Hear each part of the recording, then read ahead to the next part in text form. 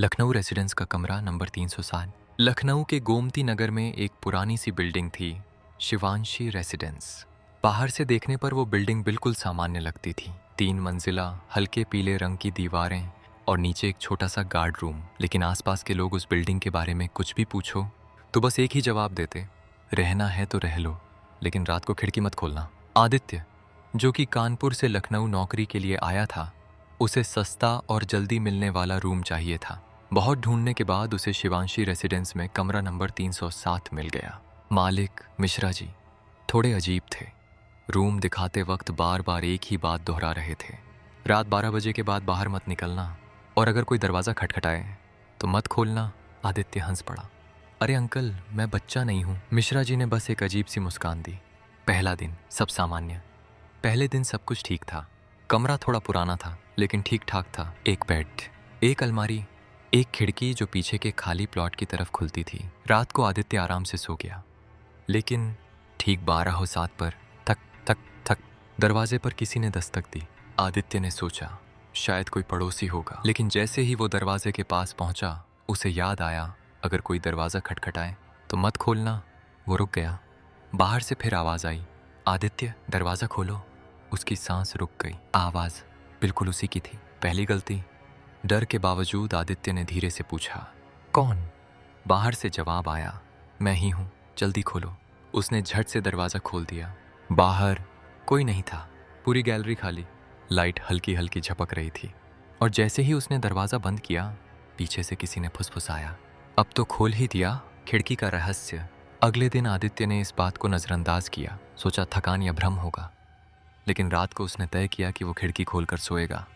जैसे ही खिड़की खोली, ठंडी हवा अंदर आई और नीचे खाली प्लॉट में उसे कोई खड़ा दिखा। एक औरत, सफ़ेद कपड़े में, बाल चेहरे पर। वो धीरे धीरे ऊपर देख रही थी, सीधे उसकी खिड़की की तरफ। तीसरी रात सच सामने आने लगा। अब आदित्य डरने लगा था। उसने पड़ोसी से पूछा, भाई यहाँ कुछ अजीब होता है क्या?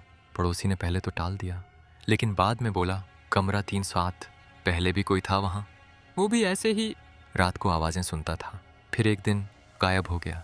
असली कहानी। आखिरकार आदित्य ने मालिक से सच्चाई पूछी। मिश्रा जी ने गहरी सांस ली और कहा, 5 साल पहले एक लड़की रहती थी उस कमरे में। वो हर रात कहती थी कि कोई उसे बुलाता है।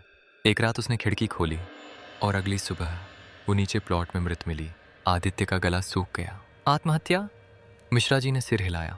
नहीं, उसके शरीर पर ऐसे निशान थे जैसे किसी ने उसे खींचकर नीचे फेंका हो। असली डर अब शुरू हुआ। उस रात आदित्य ने दरवाज़ा बंद कर लिया, खिड़की भी बंद, लाइट ऑन। लेकिन 12:07 फिर वही दस्तक। थक थक थक। इस बार आवाज़ आई, दरवाज़ा मत खोलना, वो बाहर है। आदित्य चौंक गया। ये किसकी आवाज़ है? मैं वही जो पहले यहाँ रहती थी। 2 आवाज़ें। अब बाहर से दूसरी आवाज़ आई, आदित्य खिड़की खोलो। अंदर से आवाज़, मत खोलना, वो तुझे भी ले जाएगी। आदित्य पसीने से भीग गया। अब दोनों आवाज़ें एक साथ बोलने लगीं, खोलो मत खोलो, खोलो मत खोलो। आखिरी गलती। डर के मारे आदित्य ने खिड़की की तरफ देखा और उसने देख लिया। वो औरत अब खिड़की के ठीक बाहर खड़ी थी, तीसरी मंजिल, और वो हवा में खड़ी थी। उसका चेहरा अब साफ दिख रहा था। आंखें नहीं थीं, बस काला काली गड्ढा। अंत या शुरुआत? अगली सुबह कमरा 307 का दरवाज़ा खुला मिला। अंदर बेड खाली, खिड़की खुली, फर्श पर खरोंच के निशान, दीवार पर खून से लिखा था, अब मैं बाहर हूँ। आज भी लोग कहते हैं, आज भी अगर तुम लखनऊ के उस रेसिडेंस में जाओ और रात को 12:07 पर अगर कोई तुम्हारे नाम से दरवाज़ा खटखटाए तो कभी मत खोलना, क्योंकि वो तुम नहीं हो।